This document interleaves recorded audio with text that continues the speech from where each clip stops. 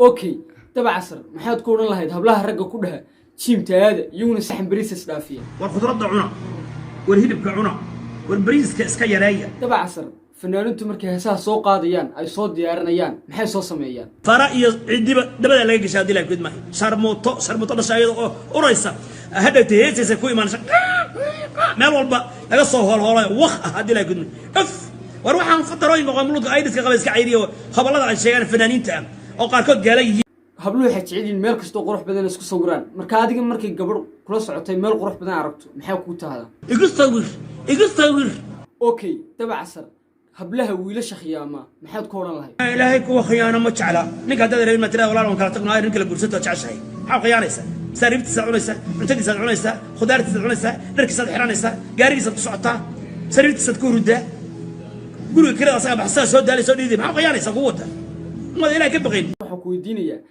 hablaha wadaadada iyo kuwa kale hafta kuwa romansisan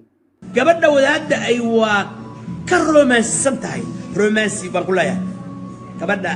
caariyaadka ee qaawan ee qaadan ee qaadolaha ee quuqleyda ee meel walba taagan ee meel walba xabadkeeda iyo naaskeeda dhageysa ka fiican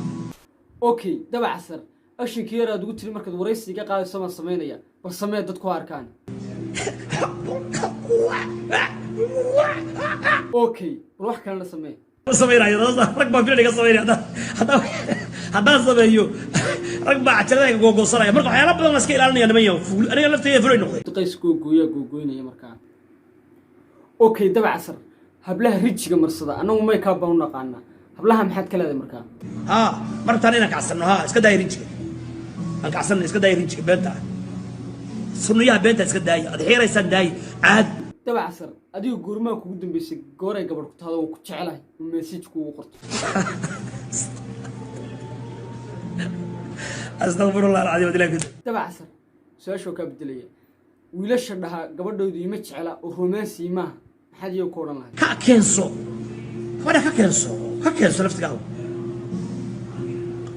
hormoon uraayo xaga u jeesan gabadha ka keenso kalkileeyo la ciyaaro waxay jeceshahay siiyo ka farxiyo banaanka u saaro wadankan cudurada maskaxda ku badan stresska ku badan gabar guriga ku xiran kalgeed saaro kaxeeyo warwareejiyo ka qosliyo la ciyaaro la lagdano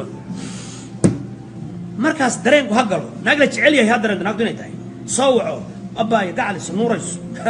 naag ka qurux badan adduunka ma jirto waana run gabdheen wallahi waxa ka qurux badan jiray aad iyo aad baad ugu mahadsantahay daawashada fiidiyogana aad daawatay haddaad nagala qayb qaatay subscribe saar aad iyo aad baad mahadsantahay